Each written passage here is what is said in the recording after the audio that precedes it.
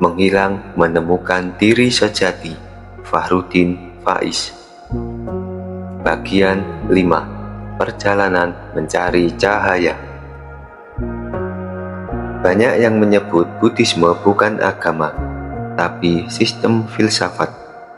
Ada juga yang menganggap Buddhisme itu non-theis atau tidak punya Tuhan, tetapi sebagaimana penganut Weda yang tidak peduli mau disebut apa saja, termasuk disebut sebagai Hindu. Penganut Buddhisme juga tidak menghiraukan anggapan-anggapan itu.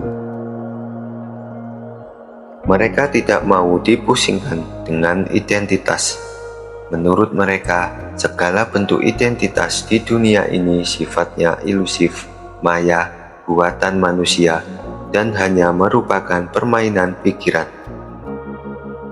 Ketika orang mendengar nama Buddha, biasanya pikirannya langsung terasosiasi dengan founding father-nya, Siddhartha Gautama, seorang tokoh reformis India bernama Abul Kalam Azad menganggap Siddhartha Gautama adalah seorang nabi. Dalam Islam, beberapa orang menduga bahwa Siddhartha Gautama adalah Nabi Zulkifli. Dugaan itu muncul karena dua alasan.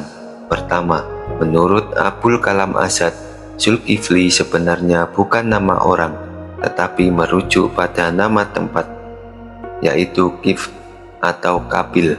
Secara terminologi, istilah itu mendekati nama tempat kelahiran Siddhartha Gautama, yaitu Kapilavastu.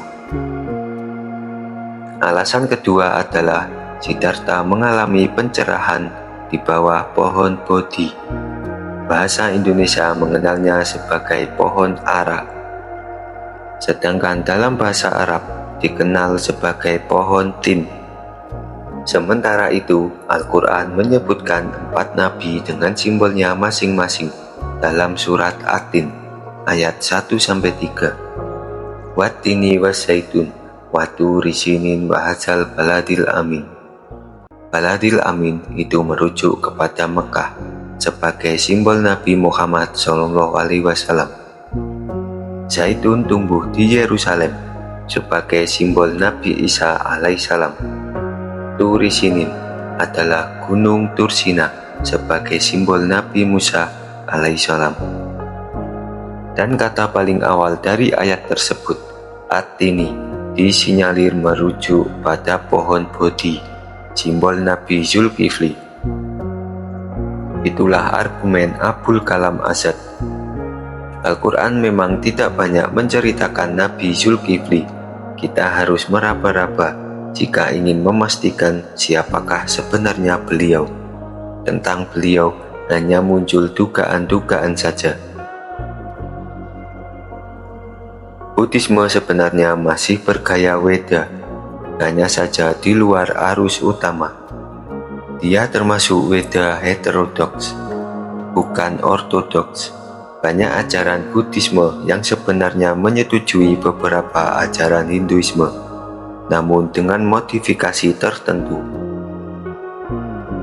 Ada beberapa ajaran Hinduisme yang ditolak oleh Buddhisme. Pertama, soal otoritas teks-teks Weda. Di dalam Hindu, Weda itu sifatnya primer, seperti Al-Quran di dalam Islam, tidak boleh diotak-atik. Buddhisme tidak menyetujui paradigma itu. Menurut mereka, Weda hanyalah pedoman yang tidak penting-penting banget.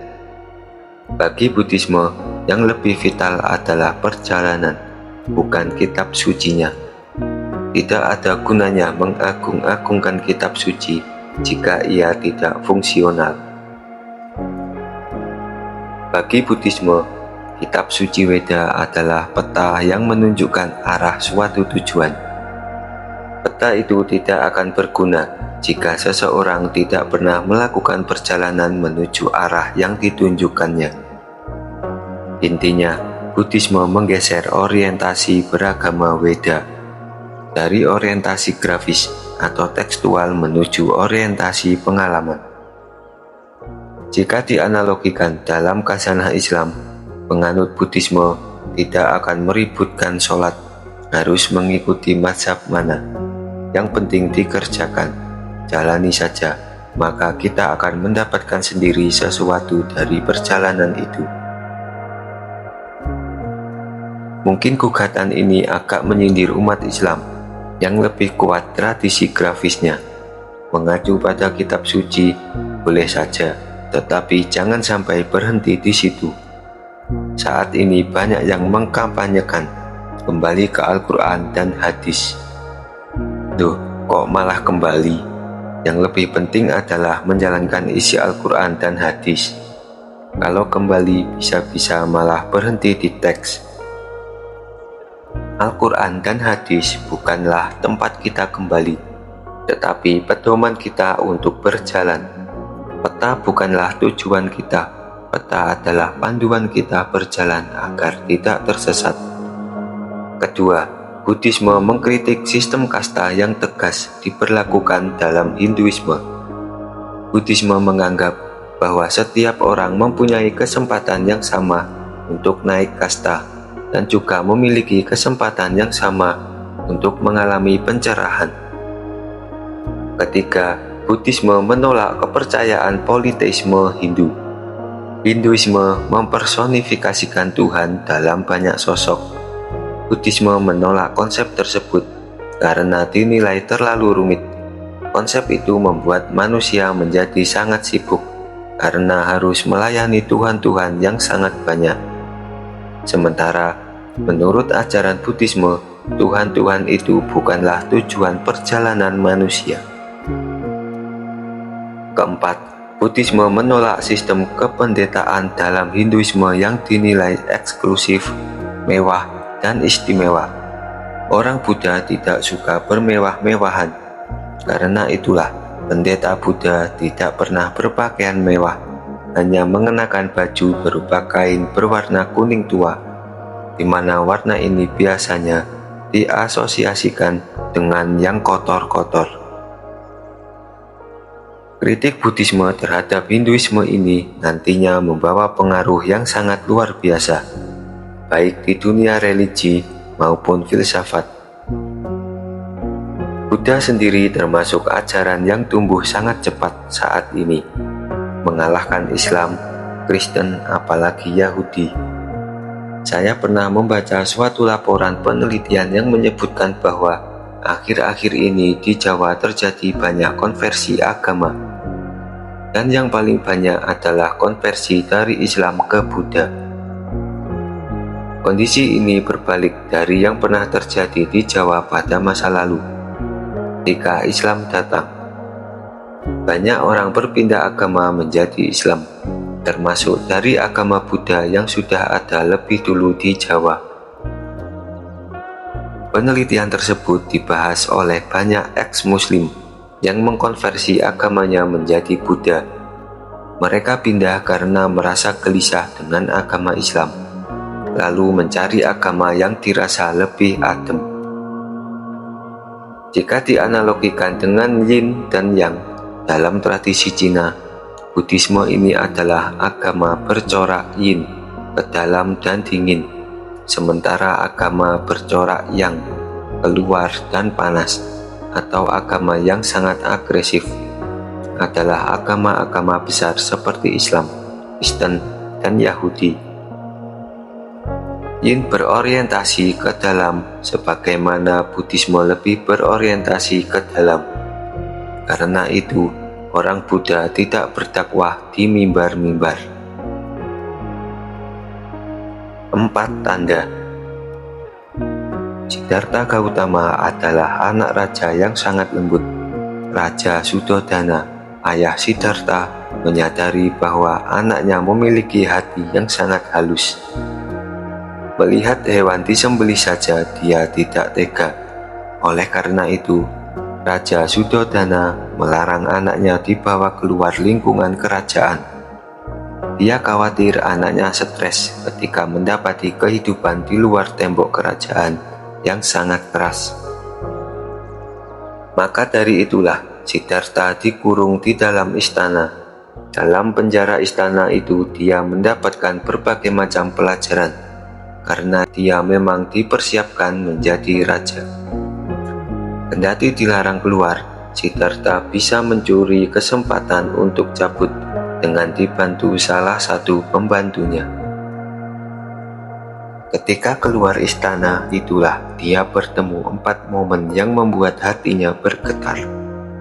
Bertemu orang tua, bertemu orang sakit, melihat orang mati, dan bertemu pertapa. Pertapa yang ditemuinya adalah pertapa Hindu yang sudah lepas dari keduniaan. Dia mengalami 4 pertemuan itu ketika berusia 19 tahun. Ketika melihat orang tua, Siddhartha heran ada orang seperti itu.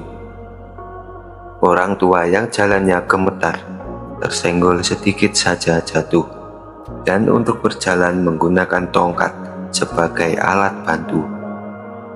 Siddhartha tidak pernah melihat orang seperti itu di lingkungan istana, sebab Raja Suddhodana selalu mengganti penggawa kerajaan yang sudah mulai menua dengan yang lebih muda.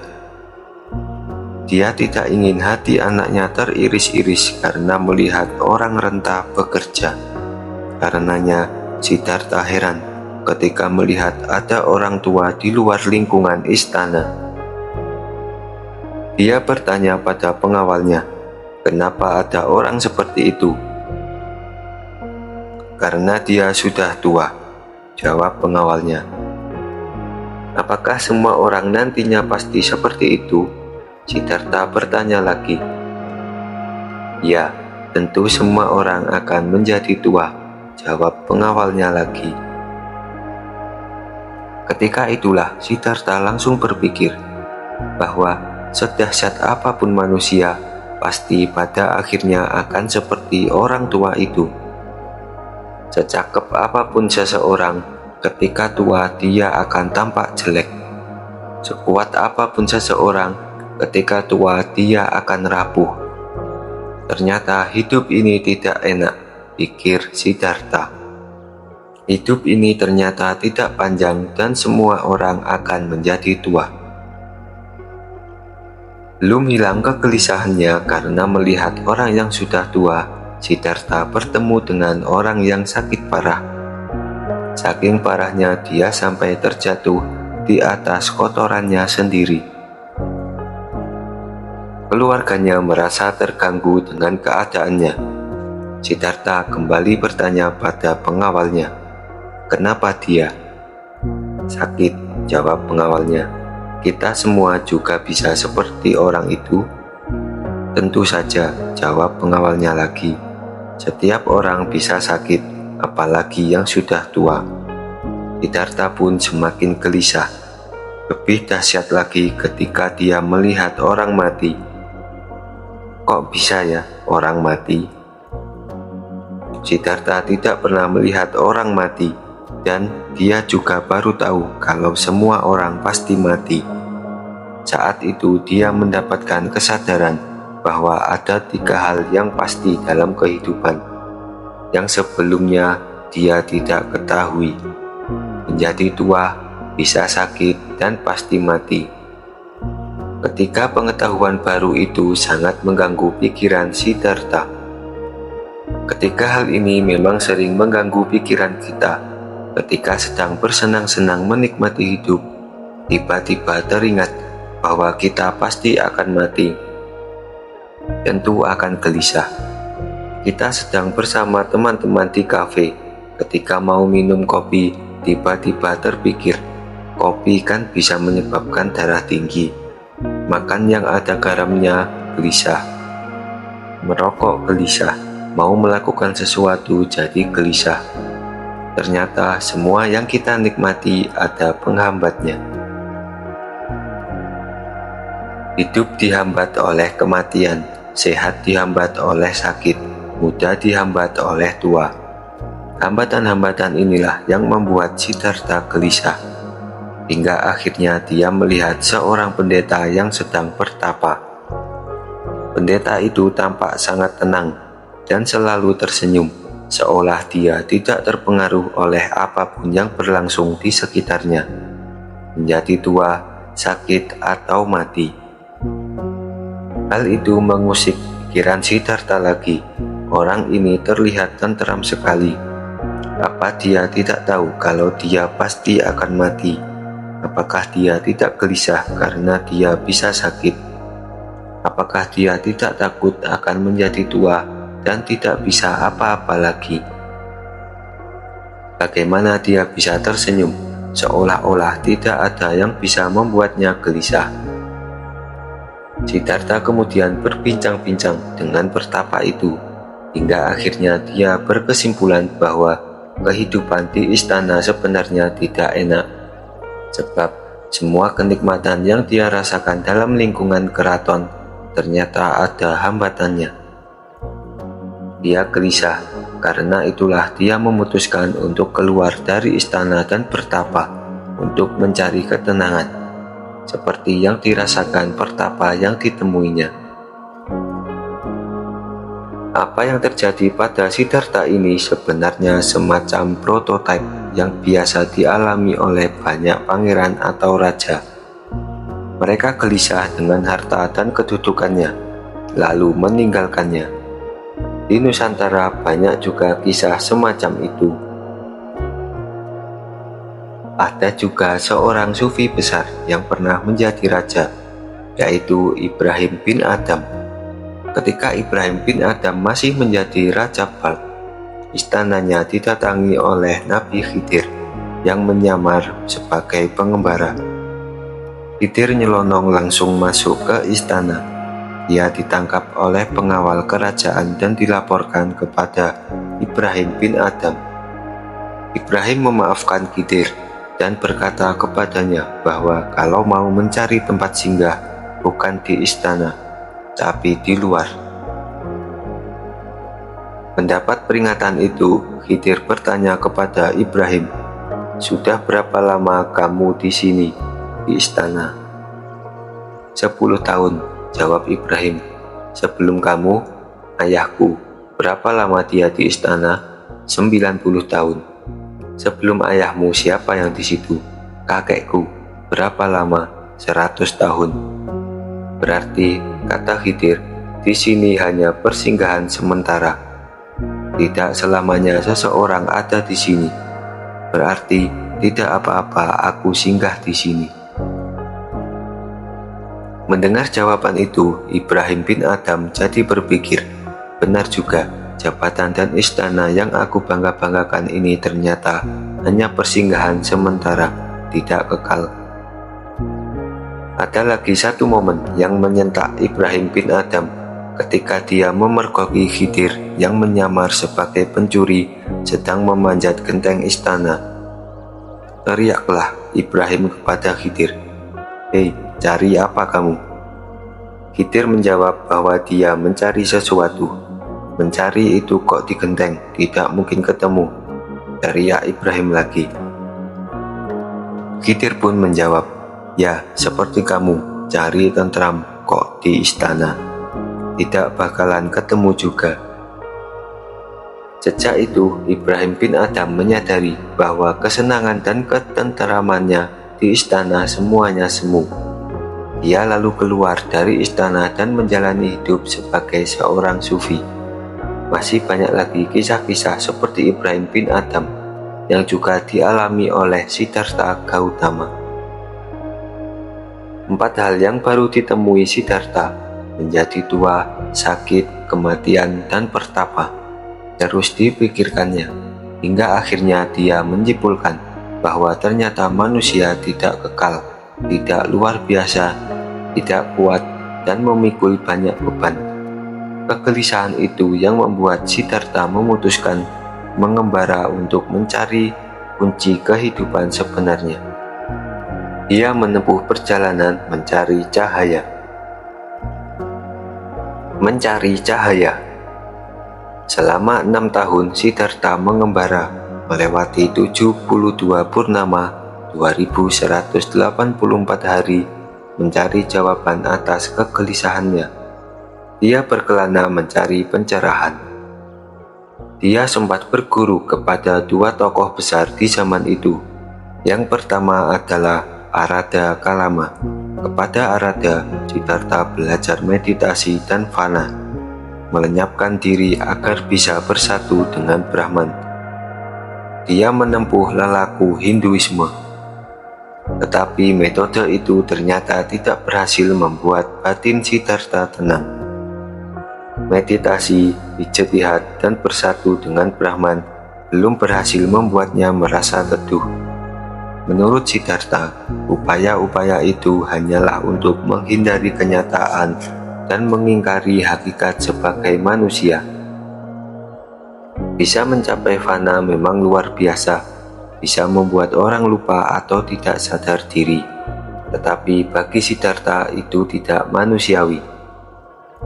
Dia pun berusaha mencari guru lagi. Selanjutnya dia bertemu seorang tokoh bernama Udaraka Ramaputra. Darinya Siddhartha belajar bhakti dan yoga. Dia mempersembahkan hidup sepenuhnya untuk ritual ibadah. Akan tetapi, ritual juga tidak mampu menghapus kegelisahan Siddhartha. Bagi dia, memang ketika yoga, dia merasa tenang, tetapi setelahnya dia kembali gelisah. Jika dalam Islam, ini sama dengan ketika orang sholat karena merasa gelisah. Ketika sholat, gelisahnya memang hilang, tetapi selesai sholat, galaunya datang lagi. Siddhartha kemudian menyimpulkan bahwa ritual hanyalah persinggahan sementara, hanya bisa menghibur sebentar. Setelah itu, gelisah akan datang lagi. Dia merasa belum menemukan inti dan solusi dari permasalahan yang dia hadapi. Mungkin bukan salah yoga atau meditasinya, tetapi bisa jadi landasan Siddhartha yang belum kuat. Mungkin di bagian dasarnya masih ada yang belum beres. Maka Siddhartha memutuskan untuk uzlah. Dalam kisahnya ada 6 orang yang menemani Siddhartha. Selama uzlah, dia menyiksa dirinya habis-habisan. Segala hal yang menurutnya religius dia jalani. Semedi, bertapa sambil telanjang, meditasi, semuanya dia kerjakan. Tetapi lagi-lagi dia merasa bahwa semua yang dilakukannya tidak manusiawi. Dia berpikir, seandainya Tuhan ada, masa sesadis ini? Masa dia tega melihat manusia sengsara seperti ini? Dia merenungkan semua itu lama sekali di bawah pohon Bodhi, hingga akhirnya dia menerima pencerahan dalam bahasa Abul Kalam Azad. Disitulah Siddhartha mendapatkan wahyu. Ini seperti kisah Nabi Muhammad SAW. Ketika gelisah melihat perilaku umatnya, lalu memutuskan uzlah ke Gua Hiro. Hingga akhirnya beliau mendapat wahyu di sana pada bulan Ramadan pada usia 40 tahun. Siddhartha bertemu cahaya ketika berada di bawah pohon Bodhi itu. Pencerahan tersebut melahirkan ajaran yang nantinya dikenal sebagai Buddhisme. Terma Buddha sendiri merupakan istilah, bukan nama atau identitas suatu agama. Menurut Abul Kalam Azad, Buddha berarti guru, atau di dalam Islam kita menyebutnya Nabi. Arti harfiah dari Buddha sendiri adalah yang tercerahkan. Buddha bukanlah identitas yang hanya dinisbatkan pada Siddhartha Gautama. Siapapun yang hidupnya tercerahkan boleh menyebut dirinya sebagai Buddha. Siddhartha Gautama sendiri disebut Buddha Sakyamuni, dan dia meramalkan bahwa pada suatu masa akan datang seorang Buddha pamungkas bernama Buddha Maitreya. Jika diterjemahkan dalam bahasa Indonesia, berarti yang dapat dipercaya, yang baik hatinya, atau yang terpuji. Bagi banyak orang, ramalan Buddha itu diartikan sebagai ramalan kedatangan Nabi Muhammad SAW. Ada yang percaya bahwa yang dimaksud Siddhartha sebagai Buddha Maitreya adalah Nabi Muhammad SAW. Bagi yang mendalami Buddhisme, mereka yakin bahwa pencerahan bisa didapatkan melalui banyak jalan, sehingga ada banyak aliran dalam Buddhisme. Ada yang mencari pencerahan melalui ilmu, kerja, bahkan berperang. Ada juga yang mengalami pencerahan dengan selalu tertawa dan menyenangkan orang lain. Masing-masing orang bebas mau menempuh jalan yang mana saja, yang penting bisa tercerahkan, atau sampai pada momen kebudaan. Saat mendapatkan pencerahan, seorang penganut Buddhisme sudah tidak menginginkan apa-apa lagi. Dan selama manusia masih memiliki keinginan, belum puas dengan kondisinya saat ini, berarti dia belum tercerahkan. Dia belum menjadi Buddha. 4 kebenaran mulia. Buddhisme merumuskan 4 kebenaran mulia yang menjadi nyawa ajaran ini, yaitu dukkha, sebab dukkha, atau samudaya, lenyapnya dukkha, atau nirodha atau nirwana, dan jalan akhir menuju dukkha atau magga. Dukkha berarti penderitaan. Dukkha yang pertama-tama diingat oleh Buddha Siddhartha Gautama setelah mendapatkan pencerahan adalah bahwa hidup ini punya karakter dukkha. Hakikat hidup manusia itu penuh penderitaan. Dukkha ada 3 jenis. Pertama, penderitaan biasa atau dukkha. Misalnya, kita digigit nyamuk dan merasa gatal, atau merasa gerah dan menyangka akan turun hujan, tetapi ternyata hujannya tidak turun. Atau mau pulang kerja, tetapi jalanan macet. Itu semua sebenarnya penderitaan, hanya saja levelnya masih biasa dan mudah diatasi. Jenis penderitaan kedua, yang lebih dalam dari penderitaan pertama, adalah penderitaan karena perubahan atau viparinama dukkha. Misalnya, dulu rambut kita bagus, tebal, tetapi lama-lama menipis sehingga menjadi botak. Semua itu terjadi karena ada perubahan. Hidup ini tidak konstan, selalu berubah, dan perubahan itu mendatangkan penderitaan. Sehingga banyak orang ingin kembali ke masa kecil karena merasa pada masa itulah mereka benar-benar merasakan kehidupan yang sangat menyenangkan. Kesenangan pada masa-masa itu hilang seiring bertambahan usia dan bertambahnya tanggung jawab yang harus diemban oleh seseorang. Perubahan usia dan beban tanggung jawab itulah yang membuat orang menderita. Maka, kata Buddha, perubahan itu menyakitkan. Ada putus asa dan sedih yang mengiringinya.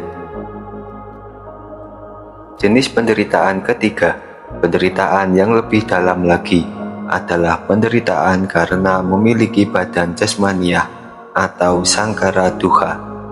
Menurut Buddha, dilahirkan sebagai manusia yang memiliki badan jasmani itu merupakan penderitaan, sebab dengan kondisinya itu manusia harus menerima berbagai macam tanggung jawab berupa bisa sakit, tua, dan mati.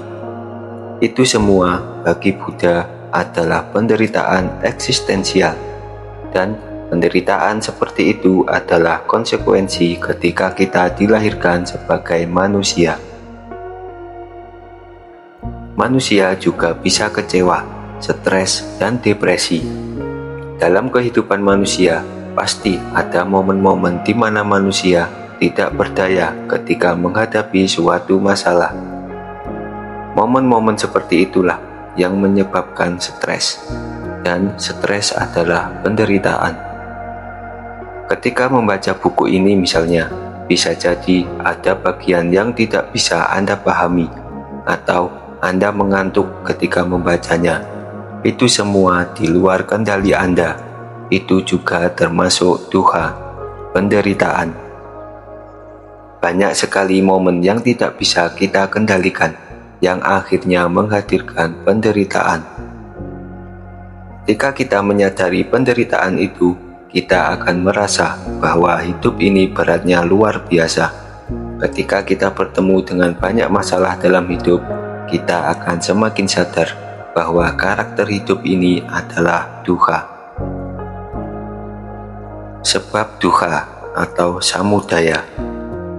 Hidup memang penuh penderitaan, dan itu disebabkan oleh kebenaran yang kedua, samudaya. Kunci penderitaan itu ada pada diri kita sendiri.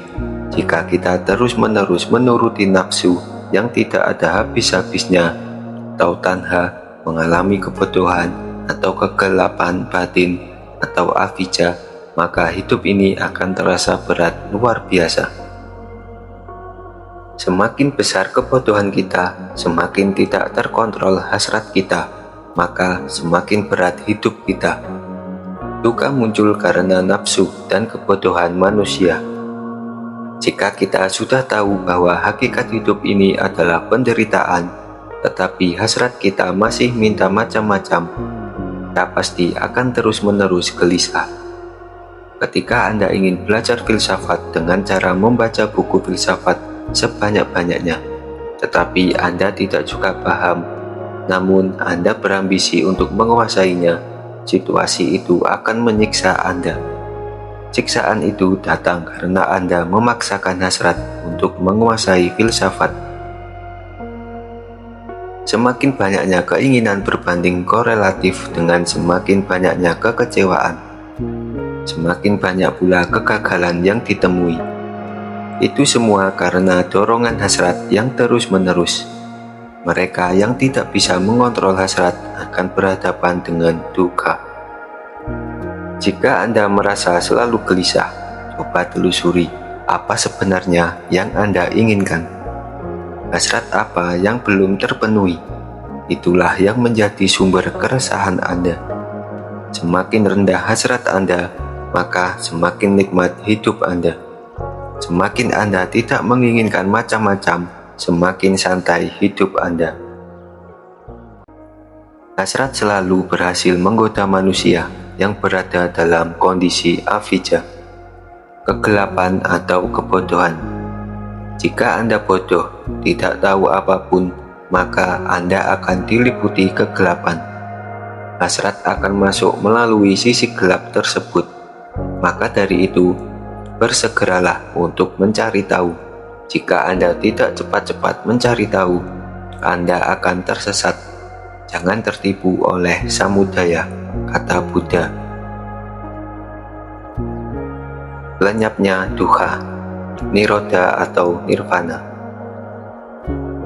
Kebenaran murni yang ketiga adalah nirodha atau nirvana. Ini adalah kondisi yang tidak bisa dijelaskan atau dibicarakan. Adalah kondisi ketika semua dukkha sudah tuntas, ketika kita tidak lagi punya utang, tidak punya hasrat yang harus dipenuhi, atau tidak punya akibat yang harus kita tanggung. Maka hidup kita beres, dan itulah nirvana. Nirvana ini semacam moksa dalam konsep Hindu. Kondisi ini juga bisa dicapai oleh orang yang masih hidup. Syaratnya adalah singkirkan dukkha, hapus semua ketidaktahuan dan hasrat, bayarlah semua hutang, dan tanggunglah semua akibat yang harus kita tanggung sampai benar-benar selesai. Jika semua itu sudah kita kerjakan, maka kita akan mengalami nirvana. Kondisinya tidak bisa dijelaskan, tetapi yang jelas adalah sebuah kondisi ketika semua hal sudah tuntas, sudah moksa. Dalam bahasa Sufi disebut kondisi lahutiyah atau kondisi ketuhanan. Nirvana tidak sama dengan surga yang ada dalam bayangan kebanyakan orang.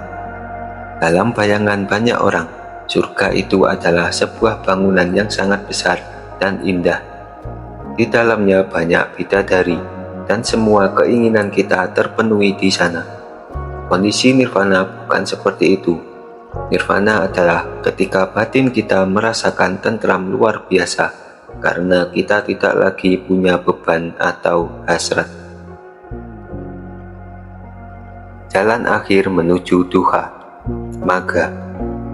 Kebenaran yang keempat adalah marga. Dalam bahasa Jawa, istilah ini menjadi marga atau jalan. Marga adalah jalan agar manusia bebas dari duha. Untuk itu, manusia harus menempuh 8 jalan yang disebut jalan mulia berunsur 8. Jika Nabi Musa alaihissalam mendapatkan 10 perintah atau 10 commandment, Buddha hanya diberi 8. Kelihatannya lebih sedikit, hanya ada 8. Tetapi kalau dijalankan, berat luar biasa. Bahkan menurut saya, lebih berat dari 10 perintah untuk Musa. 10 perintah untuk Musa itu sifatnya agak material. Jangan membunuh, jangan berbohong, dan seterusnya. Sementara 8 jalan Buddha ini imaterial. Ke-8 jalan mulia itu terbagi dalam 3 tema besar, yaitu Panaprajna, kebijaksanaan, sila, moralitas, dan samadhi, konsentrasi. Kebijaksanaan dalam Buddha dibangun dengan 2 hal, yaitu pengertian yang benar, samadhi, dan pikiran yang benar, sama sankappa. Di zaman sekarang ini berat sekali menjalankan 2 hal tersebut. Pikiran kita seringkali melenceng. Pikiran kita dipenuhi acara-acara televisi, koran, atau internet. Padahal semua itu berpotensi mengacaukan pikiran kita. Kita tidak akan bisa mendapatkan pemikiran yang benar dari media massa. Bahkan buku juga banyak yang mengacaukan pikiran. Sekarang ini mudah sekali orang mencetak atau menerbitkan buku. Biayanya sangat murah. Jika dulu buku adalah sebuah karya agung luar biasa, sekarang ecek-ecek. Kita seringkali tertipu oleh sampul buku yang bagus, tetapi ketika dibuka, isinya sama saja dengan informasi yang simpang siur di internet. Kita tidak bisa mendapatkan pengertian baru dari sana. Perkembangan teknologi, informasi, dan media sosial yang sangat pesat juga kerap membuat logika kita terbolak-balik. Benar dan salah sudah tidak jelas lagi, sehingga kita perlu berlatih untuk mencari pengertian dan pemikiran yang benar. Mulailah dengan berhati-hati terhadap semua informasi yang Anda terima. Saringlah sampai Anda benar-benar bisa mendapatkan pemahaman dan pemikiran yang benar. Jika sudah memahami secara benar dan berpikir dengan benar, barulah kita bisa berlatih untuk menjadi orang bermoral. Bermoral menurut Buddha adalah ketika seseorang berbicara dengan benar, sama vaka, berbuat dengan benar, sama kamanta, dan bekerja dengan benar, sama ajiva. Sebelum masuk ke 3 aspek moral ini, seseorang harus membereskan dulu 2 aspek kebijaksanaannya. Jika seseorang tidak memiliki kebijaksanaan, tidak bisa memahami kebenaran dan berpikir dengan benar, dia tidak akan bisa berbicara dengan benar. Jika tidak bisa bicara dengan benar, maka perilakunya pasti tidak benar, dan pekerjaannya tidak akan benar. Kuncinya ada pada kebijaksanaan, hikmah atau filsafat. Ketika kita tidak memiliki kebijaksanaan, kita tidak akan bisa mencapai moralitas. Kebijaksanaan adalah basis untuk menjalani kehidupan ini. Dengannya, manusia bisa tahu mana yang benar dan mana yang salah. Dengan kebijaksanaan pula, pertapa yang ditemui Siddhartha Gautama bisa tetap tersenyum, kendati hidup ini penuh duha. Jika seseorang telah menemukan kebijaksanaan, maka yang dikatakannya pasti benar, karena dia tahu yang benar dan salah. Jika perkataan sudah benar, maka perbuatan juga akan benar, dan apapun yang dikerjakan juga pasti benar. Setelah mendapatkan kebijaksanaan dan moralitas, barulah kita memikirkan peningkatan kualitas diri. Di tahap inilah muncul pertanyaan-pertanyaan besar. Sebenarnya, aku hidup untuk apa? Mau kemana? Apa tujuannya? Tujuan pertanyaan-pertanyaan ini adalah agar kita jangan sampai mengulang kesalahan yang sama. Kita harus selalu naik kelas untuk bisa mencari jawaban atas pertanyaan-pertanyaan itu. Kita membutuhkan konsentrasi atau semedi. Ada 3 hal yang harus kita konsentrasikan: daya upaya yang benar, sama vayama; perhatian yang benar, fokus, sama sati; dan konsentrasi yang benar, sama samadhi. Itulah 8 jalan mulia agar manusia bisa keluar dari duha. Ke-8 jalan ini sepertinya mudah ketika dibicarakan, tetapi sangat berat ketika dijalankan. Untuk menyelesaikan tahapan kebijaksanaan saja, memahami dan berpikir yang benar sudah sangat sulit, apalagi tahap-tahap berikutnya. Dan itulah wahyu yang diterima oleh Siddhartha Gautama. Pengertian yang benar.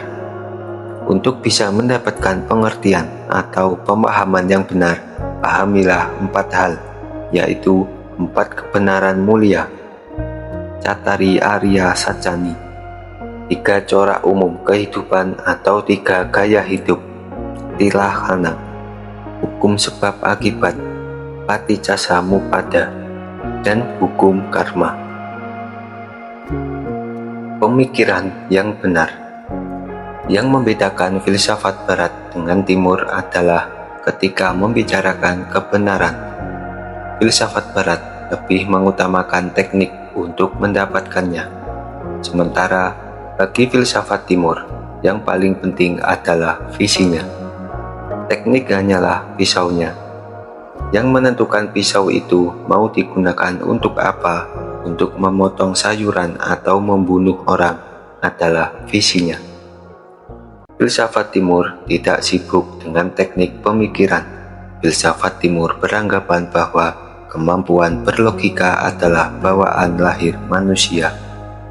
Tanpa belajar berlogika pun, manusia sudah bisa berpikir.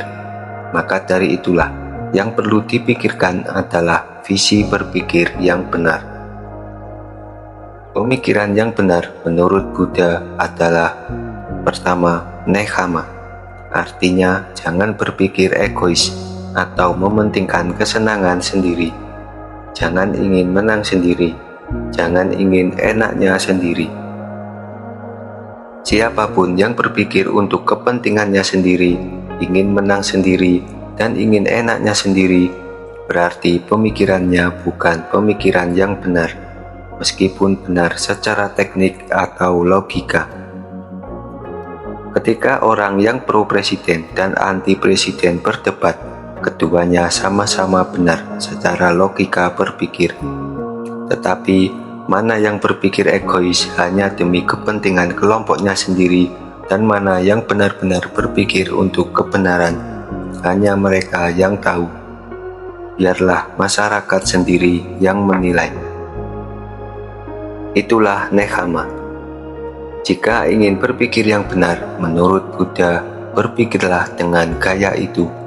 Tidak masalah ketika seseorang berpikir untuk dirinya sendiri, sejauh itu untuk menemukan kebenaran.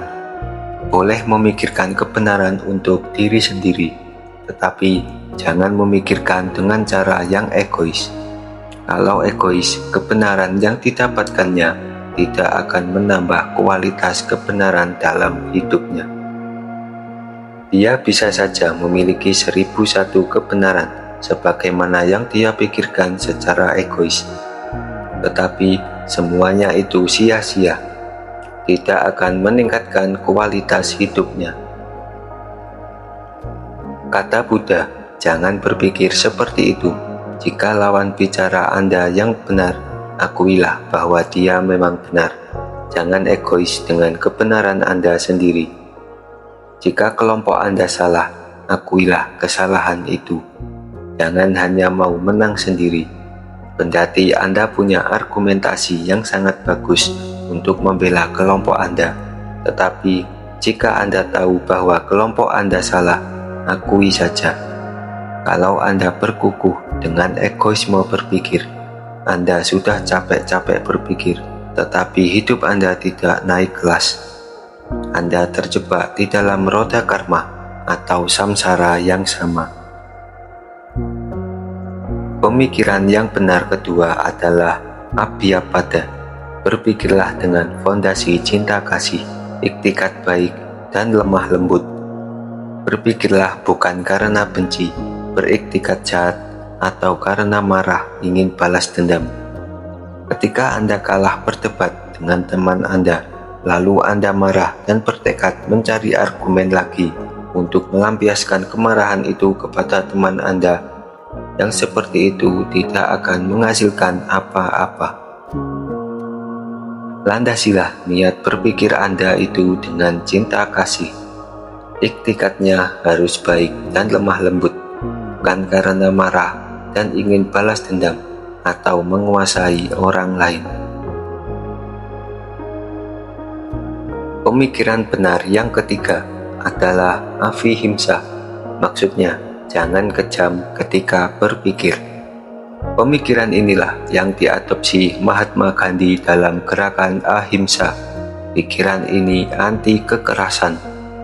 Secanggih apapun pemikiran seseorang, jika diawali dan diakhiri oleh kekerasan, bisa dipastikan jika pemikiran itu tidak benar.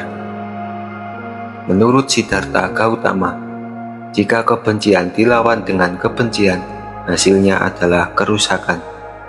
Jika ingin kehidupan harmonis sesuai fitrahnya, lawanlah kebencian dengan cinta. Ucapan yang benar. Menurut ajaran Buddha, ada 3 ciri ucapan yang benar, yaitu ucapan yang beralasan karena ada dasarnya, ucapan yang berfaedah karena ada manfaatnya, dan ucapan yang tepat pada waktunya, tahu kapan bisa disampaikan dan kapan harus tidak disampaikan. Sekiranya kita mau menyampaikan sesuatu tetapi tidak ada dasarnya, tidak ada faedahnya, atau waktunya kurang pas, maka tidak perlu kita ucapkan. Tidak perlu berlomba-lomba menyampaikannya. Di mana-mana orang sudah paham jika diam itu lebih baik.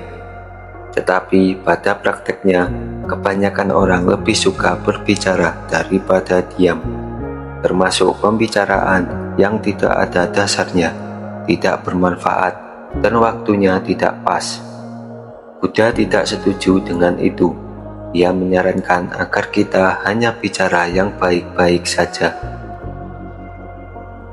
Gagasan Buddha ini hampir sama dengan gagasan Sokrates dalam ujian saringan 3 lapis. Suatu ketika ada orang yang mau mengajak Sokrates bergosip.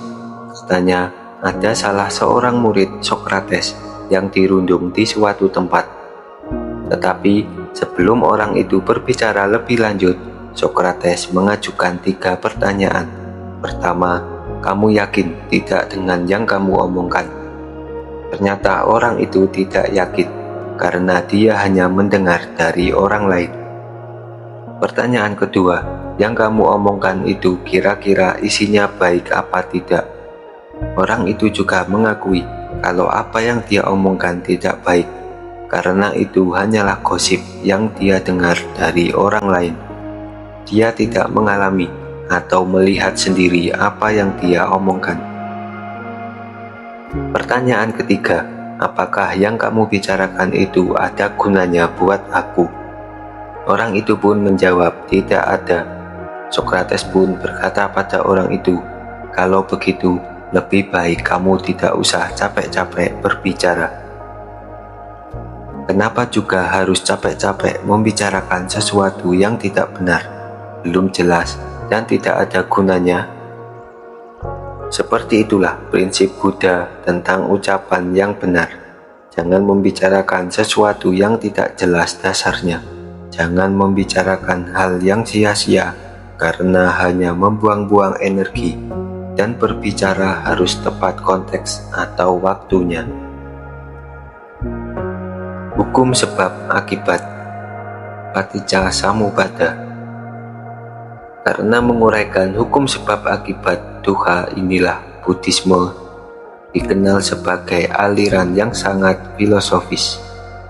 Dan ketika bisa memutus rantai sebab akibat inilah manusia bisa terbebas dari dukkha sehingga bisa mencapai nirvana. Sumber kegelisahan manusia yang pertama adalah kebodohan, avidya. Ketika seseorang bodoh, apapun yang dilakukannya akan keliru dan itu pasti ada karmanya. Bodoh berarti tidak punya wawasan, sehingga apapun yang dibicarakan, dilakukan, atau dikerjakan oleh orang bodoh pasti keliru. Ketika yang terjadi dalam hidup seseorang adalah kekeliruan, maka kekeliruan itu akan kembali sebagai karma, samsara. Bahayanya ketidaktahuan itu, misalnya ketika seseorang tidak mengerti bahwa mencaci, menghina, atau memukul itu tidak boleh, tentu dia akan mencaci, menghina, dan memukul. Jelas semua perbuatannya itu keliru dan akan dibalas dengan karma jelek. Jika ketidaktahuan itu terus dilanjutkan, dijadikan kebiasaan, maka lama-lama ketidaktahuan itu akan menjadi kesadaran, vinana. Kesadarannya tentang kehidupan bakal keliru. Jika kesadarannya keliru, maka lahir dan batinnya, nama dan rupa juga akan terbentuk secara keliru. Dia tidak akan pernah tahu mana yang benar dan mana yang salah. Karena lahir dan batinnya keliru, maka 6 landasan indranya, panca indera ditambah akal pikiran atau salayatananya juga akan keliru. Manusia berhubungan dengan dunia luar menggunakan panca indera. Jika panca inderanya keliru ketika kontak dengan dunia luar, pasa pun akan melahirkan sensasi atau perasaan vedana yang mengarah kepada nafsu, tanha. Karena bernafsu, maka lahirlah keterikatan, upadana, pada dunia. Jika seseorang sudah terikat dengan dunia, yang ada hanyalah keburukan, dan kekeliruan itu terjadi karena sudah keliru sejak dari dasarnya. Karena melakukan kekeliruan, manusia jadi punya utang pada dunia. Ia akan tergantung kepada banyak hal di luar dirinya, sehingga hidupnya tidak bebas. Dia terikat. Ketika itulah dia mengalami penjelmaan, bhava, yaitu menjelma menjadi yang bukan sejatinya. Karena itu dia harus menjalani kelahiran kembali, jadi secara terus-menerus. Karena dilahirkan kembali, dia akan kembali mengalami sakit, tua, dan mati, jara marana, dan akan terus berputar seperti itu. Sirkulasi inilah yang disebut Paticcasamuppada, mata rantai kehidupan sebagai hukum sebab akibat. Sebagaimana Hinduisme, Buddhisme juga percaya bahwa apapun yang dialami seseorang di hari ini adalah akibat dari kehidupan sebelumnya. 3 corak kehidupan. Tilakkhana. Dalam ajaran Buddhisme, ada 3 corak atau ciri dalam kehidupan ini, yaitu anicca atau anitya, dukkha, dan anatta. Di sini kita akan mulai masuk ke dalam fase-fase teori yang agak rumit. Ciri hidup yang pertama adalah sementara. Ciri kedua adalah samsara atau dukkha atau penderitaan. Dan ciri yang ketiga adalah tidak ada inti atau hakikat. Gagasan inilah yang menjadi khas Buddhisme, yang membedakannya dengan Hinduisme. Dalam konsep Hinduisme, ada Atman dan Brahman yang menjadi tujuan keabadian. Buddhisme tidak mengakui itu. Bagi Buddhisme, hidup itu hanya sementara, menderita, dan tidak ada hakikatnya. Manusia sendirilah yang membentuk hakikat dalam hidupnya. Baik atau buruk dibentuk oleh manusia sendiri. Semuanya adalah konsep manusia. Kalau manusia ingin baik, akan menjadi baik. Kalau manusia ingin jelek, akan menjadi jelek. Semua tergantung pada konsep manusia. Bahkan menurut Buddhisme, Atman dan Brahman dalam Hinduisme juga merupakan konsep manusia. Gagasan Buddha inilah yang nantinya menginspirasi aliran filsafat eksistensialisme Barat, antara lain dalam gagasan Søren Kierkegaard, Schopenhauer, dan Friedrich Nietzsche. Sekali lagi, menurut Buddhisme, hidup ini tidak kekal, sengsara, dan tidak ada hakikatnya. Hanya saja, kata Buddha, manusia sering tertipu terkait 3 kondisi tadi. Ketidakkekalan manusia sering tersamarkan oleh kesinambungan. Soal ini, Buddha mengilustrasikannya dengan lilin. Saat ini kita melihat nyala api pada lilin. Jika kita mengira api yang kita lihat saat ini sama dengan api yang kita lihat 1 menit lalu, maka kita tertipu. Menurut Buddha, api yang kita lihat saat ini berbeda dengan api semenit yang lalu, bahkan sedetik yang lalu. Kita melihatnya sebagai api yang sama karena kita tertipu oleh kesinambungan perubahan yang terjadi pada api tersebut. Sebenarnya, api itu telah mengalami perubahan, tetapi perubahan tersebut terjadi secara berkesinambungan, dan kita tertipu oleh kesinambungan itu sehingga mengira api itu tidak berubah. Padahal aslinya dia berubah.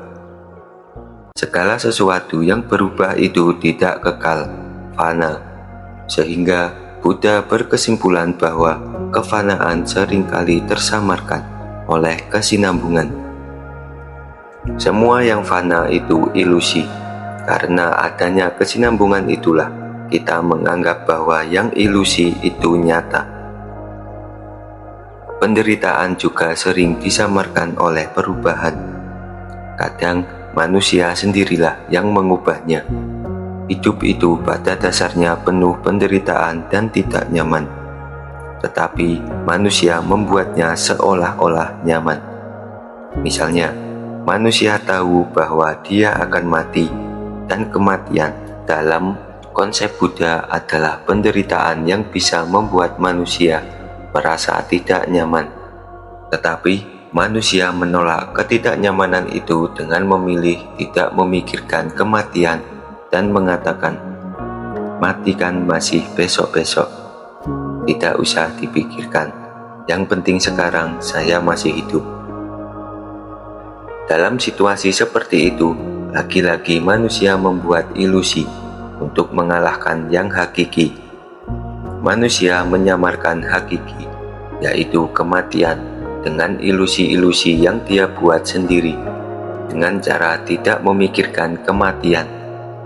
Saat itulah manusia menipu dirinya sendiri, dengan ilusi dibuat untuk dirinya sendiri. Sedangkan ketiadaan inti atau hakikat dalam kehidupan disamarkan manusia dengan mengonsepkan sosok atau ajaran, antara lain membuat konsep tentang Atman dan Brahman. Inilah kritik Buddhisme terhadap Hinduisme. Komposisi manusia, Pancakhanda. Menurut ajaran Buddhisme, manusia terdiri dari 5 komposisi, yaitu rupa, kesadaran, vijnana, penyerapan, sanna, pikiran, sankhara, dan perasaan, vedana. Kelimanya disebut Pancakhanda. Komposisi manusia hanyalah jasmani dan ruhani. Menurut Buddha, tidak ada jiwa yang hakiki atau Tuhan di dalam diri manusia, sebagaimana konsep Atman dan Brahman dalam Hinduisme. Di luar yang jasmani, dan rohani itu. Hidup manusia dalam konsep Buddhisme adalah kombinasi tarik-menarik antara yang fisik dan yang batin. Hidup ini hanyalah dialektika antara kesadaran, penyerapan, pikiran, dan perasaan. Ketika manusia lupa terhadap 5 komposisi dan cara kerja dialektis dalam dirinya, maka dia kehilangan hakikat hidupnya. Berbagai konsep buatan manusia, terutama konsep tentang Tuhan, menurut Buddha seringkali mereduksi hakikat ini. Manusia seringkali lari kepada Tuhan sehingga melupakan hakikat hidupnya sendiri. Karena dasar pemikiran inilah dalam Buddha lahir konsep anatta. Anatta adalah konsep Buddhisme yang mengajarkan tentang ketiadaan aku, ego, atau diri. Anatta bisa diartikan sebagai tanpa aku. Tidak ada aku yang kekal.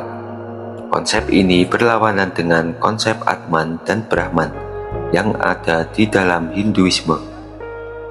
Menurut Buddha, keabadian seperti itu tidak ada. Yang dimaksud hakikat menurut Buddha adalah apapun yang dilakukan manusia setiap hari. Jika seseorang berbohong setiap hari, maka hakikatnya adalah pembohong. Jika seseorang curang setiap hari, berarti jiwanya adalah jiwa yang curang. Sehingga konsekuensinya adalah karena adanya hakikat-hakikat jelek dalam diri manusia, maka tidak mungkin ada hakikat Atman di sana, sebab Atman selalu diidentikan dengan kebaikan. Karena itu, di dalam diri manusia tidak ada hakikat khusus yang berbeda dengan hakikat manusia itu sendiri.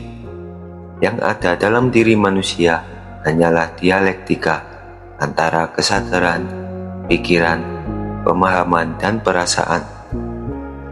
Ketika dialektika itu melahirkan kebaikan, maka kebaikan itulah yang menjadi hakikat manusia.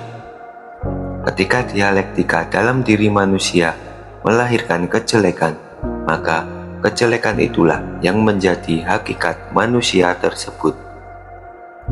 Menurut konsep Buddha, kepercayaan terhadap adanya jiwa abadilah yang menjadi sumber keangkuhan dan egoisme manusia.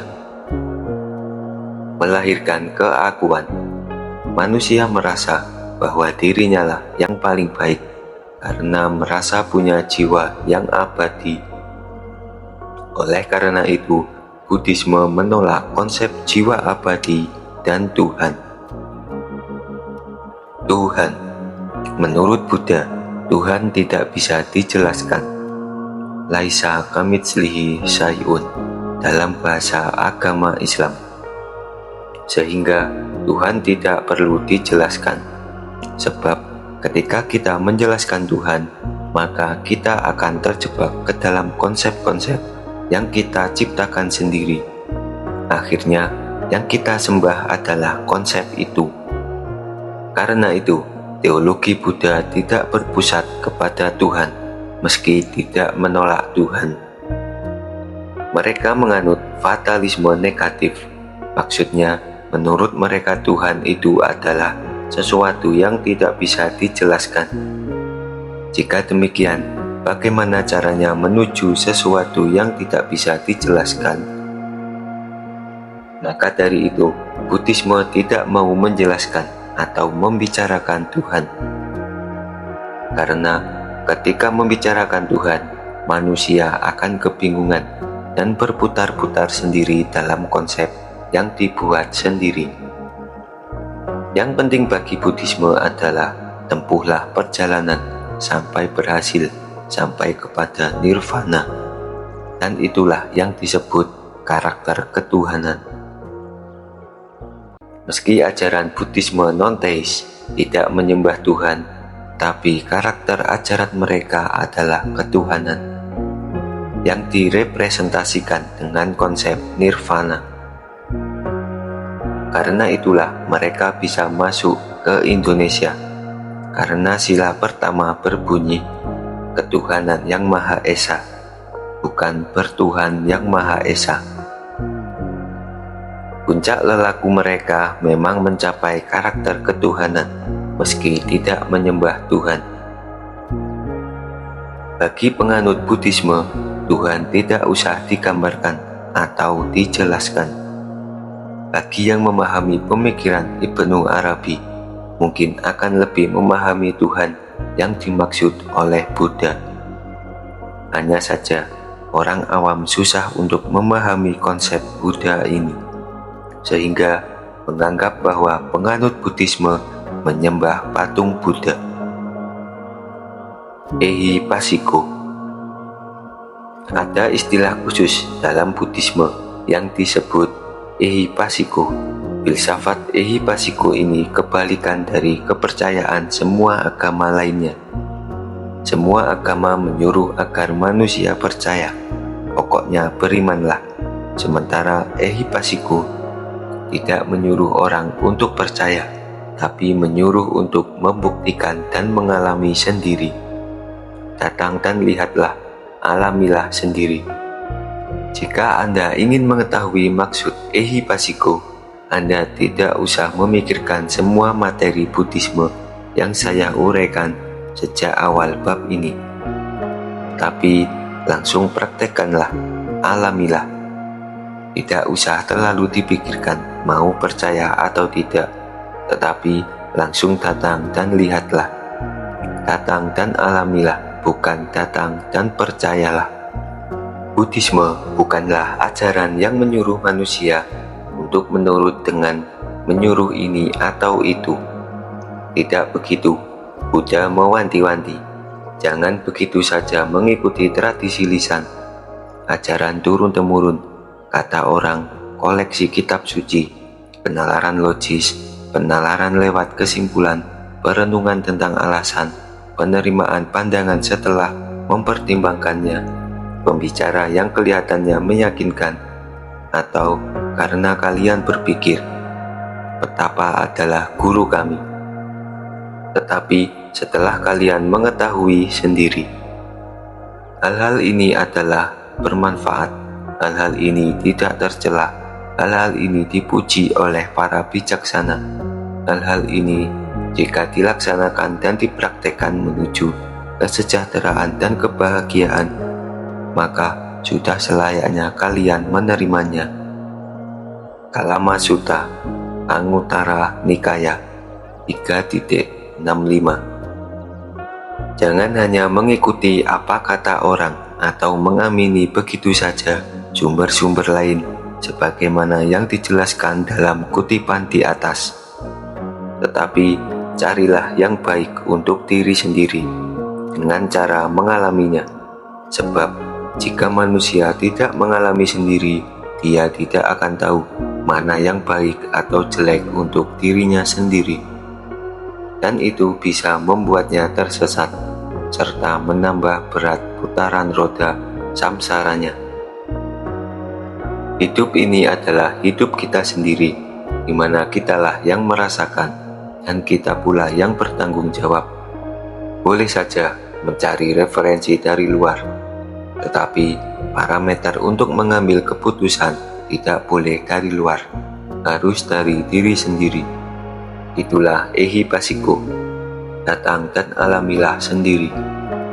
Jangan berjarak dengan agama, karena agama esensial untuk hidup kita. Saat ini banyak orang yang berjarak dengan agama, seolah-olah manusia terpisah dengan agamanya, seolah-olah kita dan agama adalah dua entitas yang berbeda, di mana kita lahir untuk agama atau agama lahir untuk kita. Padahal menurut Buddha seharusnya tidak begitu. Agama itu esensial bagi manusia, maka dari itu jangan mengambil jarak dengannya. Alamilah dia secara langsung. Hikmah pemikiran Buddhisme. Ada beberapa kutipan menarik Buddha yang unik. Pertama, ada dua kesalahan bagi orang yang mencari jalan menuju kebenaran. Pertama, tidak mengerahkan segala daya dan upaya, dan kedua, tidak segera memulainya. Manusia tidak mengerahkan daya dan upaya sepenuhnya untuk menghidupkan kebenarannya sendiri. Dia hanya berjalan setengah-setengah, tidak dengan kecepatan penuh. Bisa jadi karena malas atau hanya mencari enaknya saja. Alhasil, hasilnya pun tidak maksimal. Ada juga yang hanya terus berpikir, mempertimbangkan rencana untuk mencari kebenaran, tetapi tidak juga memulainya. Itu adalah masalah akut yang sering dialami banyak orang, dan itulah yang menjadi masalah bagi para pejalan atau musafir. Agar sukses menempuh jalan ini, segera mulailah. Jangan lakukanlah sesuai dengan kemampuan Anda. Kerahkanlah semuanya secara maksimal. Jika Anda hanya punya modal 90, pakailah semuanya. Jika Anda punya modal 100, gunakan semuanya. Tidak ada gunanya menyimpan modal itu. Kerahkanlah semuanya untuk menemukan kebenaran Anda sendiri. Kedua, suatu ketika ada seorang murid yang bertanya kepada Buddha, "Buddha, aku ingin bahagia." Maka Buddha menjawab, "Pertama-tama buanglah aku, karena itu adalah egomu. Kedua, buanglah ingin, karena itu adalah nafsumu. Ketika ego dan hasratmu sudah terbuang, yang tersisa tinggallah kebahagiaan." Singkatnya, dalam bahasa Islam, bersyukurlah. Kita ini sebenarnya bisa dan layak untuk bahagia saat ini juga. Tetapi karena ada ego dan hasrat dalam diri kita, kita tidak pernah merasa bahagia. Kata Buddha, kalau ingin bahagia, buanglah keakuanmu dan keinginanmu. Saat itu juga kamu bahagia. Yang membuat rumit hidup kita adalah ego kita sendiri, di mana ego itulah yang membuat berbagai macam konsep dan parameter. Ketiga, kita akan menjadi seperti apa yang kita pikirkan. Kita akan tertarik dengan apa yang kita rasakan, dan kita akan mewujudkan apa yang kita bayangkan. Ketika Anda memikirkan ingin menikah dengan anak orang kaya misalnya, maka Anda akan berusaha mewujudkannya. Manusia akan selalu berusaha mewujudkan apa yang dia pikirkan. Sementara apapun yang dia rasakan, kesitulah dia akan tertarik. Jika seseorang terus-menerus merasa putus asa, maka dia akan benar-benar ditarik ke dalam keputusasaan. Keempat, tidak usah terlalu membayangkan masa lalu, apalagi tinggal di sana, dan jangan bermimpi tentang masa depan. Fokus saja untuk hari ini. Masa lalu sudah lewat, masa depan belum jelas. Yang jelas adalah masa kini. Orang yang hidup di masa lalu akan merasa susah hidup di masa kini. Sementara orang yang membayangkan masa depan tidak akan nyaman dengan kehidupannya sekarang. Fokuslah dengan apa yang ada sekarang. Jangan terlena dengan masa lalu atau terlalu mengangankan masa depan yang belum jelas. Dan yang terakhir, kelima. Ini adalah kalimat terakhir dari Sang Buddha. Tidak banyak orang yang selalu sadar bahwa dia akan mati di sini, di dunia ini. Sementara mereka yang sadar tidak akan suka berdiskusi, berdebat, apalagi ribut. Menurut Buddha, orang-orang yang suka berdiskusi, berdebat, apalagi sampai ribut, biasanya tidak sadar bahwa suatu hari mereka akan mati. Bagi yang menyadari kematian, mereka tidak akan mencari keributan. Buat apa ribut? Toh pada akhirnya kita semua akan mati. Lebih baik mempersiapkan kematian itu. Sebagaimana kata Nabi Muhammad SAW, nasihat paling baik adalah kematian. Itulah gambaran ajaran-ajaran Buddha yang banyak dipelajari oleh para peneliti. Setelah meneliti, beberapa orang menduga bahwa Sang Buddha adalah nabi. Sebab banyak sekali ajarannya yang nyambung dengan ayat-ayat kauniyah atau ayat-ayat yang tidak tertulis yang diajarkan oleh agama-agama besar.